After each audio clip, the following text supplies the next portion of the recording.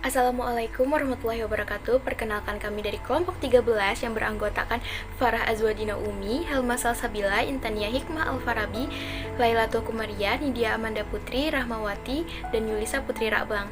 Di video ini kami akan membahas tentang langkah kegiatan surveillance penyakit demam berdarah dari mulai pengamatan, pengumpulan data, analisis kasus, hingga diseminasi atau penyebar luasan.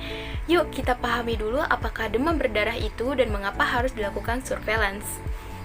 Demam berdarah dengue atau DBD merupakan penyakit yang disebabkan oleh virus dengue yang ditularkan dari orang ke orang melalui gigitan nyamuk Aedes. Nyamuk penular dengue ini terdapat hampir di seluruh pelosok Indonesia kecuali di tempat yang memiliki ketinggian lebih dari 1000 meter di atas permukaan laut. Tujuan surveillance DBD secara umum adalah menyediakan data dan informasi epidemiologi sebagai dasar manajemen kesehatan untuk pengambilan keputusan dalam perencanaan, pelaksanaan, pemantauan, evaluasi program kesehatan, dan peningkatan kewaspadaan, serta respon kejadian luar biasa yang cepat dan tepat. Penyakit demam berdarah dengue atau DBD adalah penyakit yang disebabkan oleh virus dengue dan merupakan penyakit menular yang masih menjadi masalah kesehatan masyarakat di Indonesia. Penyakit DBD masih merupakan salah satu masalah kesehatan masyarakat yang utama di Indonesia. Seiring dengan meningkatnya mobilitas dan kepadatan penduduk, jumlah penderita dan luas daerah penyebarannya juga semakin bertambah. Penyakit DBD ditemukan pertama kali tahun 1968 di kota Surabaya, di mana sebanyak 58 orang terinfeksi dan 24 orang diantaranya meninggal dunia dengan angka kematian mencapai 41,3%. Penyidikan epidemiologi atau PE-DBD adalah kegiatan mencari tersangka atau penderita DBD lainnya, serta dilakukannya pemeriksaan jentik nyamuk Aedes aegypti di rumah atau tersangka dan rumah-rumah sekitarnya dalam jarak sekurang-kurangnya 100 meter. Menurut data yang kami ambil pada media YouTube, ciri-ciri terkena penyakit DBD yaitu yang pertama, demam tinggi mendadak, yang kedua, nyeri otot dan sendi-sendi, yang ketiga, sakit kepala parah, yang keempat, sakit di bagian belakang mata, mual dan muntah, yang kelima, munculnya bintik-bintik merah, dan yang keenam, dehidrasi. Pengumpulan data. Pengumpulan data dilakukan dengan mengadakan pencatatan insiden terhadap orang-orang yang dianggap penderita demam berdarah. Data yang dikumpulkan memuat informasi epidemiologi yang jelas dan tepat, dilaksanakan secara teratur dan terus-menerus, yang dikumpulkan tepat waktu. Pengumpulan data dapat dilakukan secara pasif yang bersumber dari data rumah sakit, puskesmas, dan lain-lain, maupun secara aktif yang diperoleh dari kegiatan survei langsung. Tujuan dari pengumpulan data surveillance adalah untuk menentukan kelompok populasi yang mempunyai risiko terbesar terhadap serangan penyakit, untuk menentukan reservoir dari infeksi, untuk menentukan jenis dari penyebab penyakit dan karakteristiknya, untuk memastikan keadaan yang dapat menyebabkan berlangsungnya transmisi penyakit, untuk mencatat penyakit secara keseluruhan, dan untuk memastikan sifat dasar suatu wabah, sumbernya, cara penularannya, dan seberapa jauh penyebarannya. Kasus DBD yang dilaporkan pada tahun 2020 tercatat sebanyak 95.893 kasus. Jumlah ini menurun dibandingkan pada tahun 2019, yaitu sebesar 138.127 kasus. Kemudian, data yang telah terkumpul akan diolah dan disajikan dalam bentuk tabel situasi DBD tiap puskesmas. Contohnya sebagai berikut.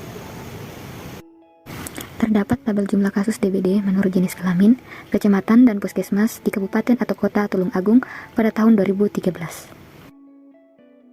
Adapun selanjutnya, terdapat kondisi situasi kasus DBD per Provinsi Indonesia dengan minggu ke-28 pada tahun 2020. Kemudian ada tabel endemisitas. Contohnya seperti pada peta berikut ini, yaitu peta tata guna lahan kasus DBD dan tingkat endemisitas DBD Kelurahan Galangan tahun 2019. Lalu terdapat juga pada peta berikut ini, yaitu peta kepadatan penduduk dan kasus DBD di Kabupaten Tanah Datar tahun 2019. Sedangkan untuk grafik DBD per bulan, contohnya seperti grafik berikut ini. Ini merupakan grafik penderita DBD berdasarkan bulan di Kabupaten Lebak tahun 2013. Selain itu, selanjutnya terdapat grafik kasus DBD provinsi di Indonesia kumulatif sampai dengan minggu ke-28 tahun 2020. Dalam pengolahan data, terdapat hal yang harus diperhatikan, yaitu hasil pengolahan data dapat berbentuk tabel, grafik, dan peta variabel golongan umur, jenis kelamin, tempat, dan waktu berdasarkan faktor risiko tertentu. Pengolahan data yang baik akan memberikan informasi spesifik penyakit dan informasi mengenai masalah kesehatan. Analisis dilakukan dengan melihat pola maksimal minimal kasus DBD. di mana jumlah penderita tiap tahun ditampilkan dalam bentuk grafik. Kasus tertinggi biasanya akan berulang setiap kurun waktu 3-5 tahun. Analisis juga dilakukan dengan membuat rata-rata jumlah penderita tiap bulan selama 5 tahun.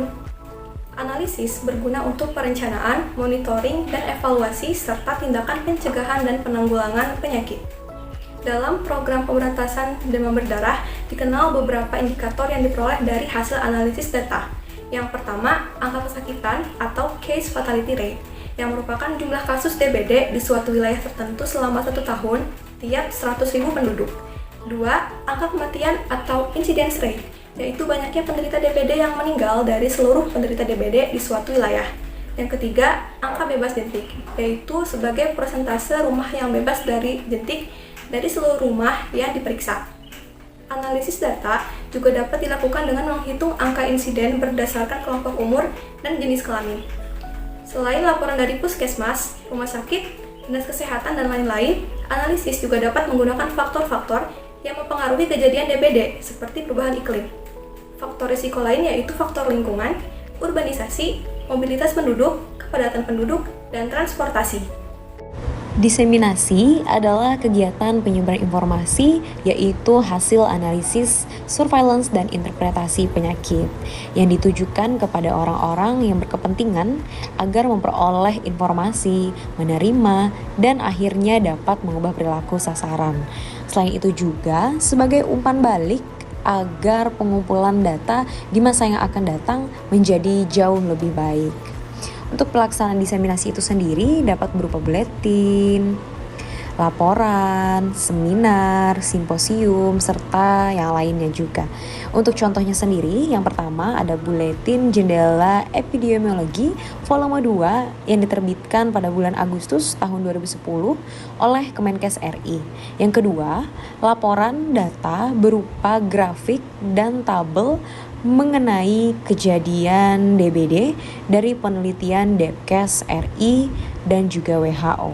Yang terakhir, yaitu ada metode komunikasi perilaku dalam pelaksanaan PSN melalui pendekatan sosial budaya dengan metode communication for behavioral atau biasa disebut dengan impact. Sekian video dari kami, terima kasih telah menonton. Wassalamualaikum warahmatullahi wabarakatuh.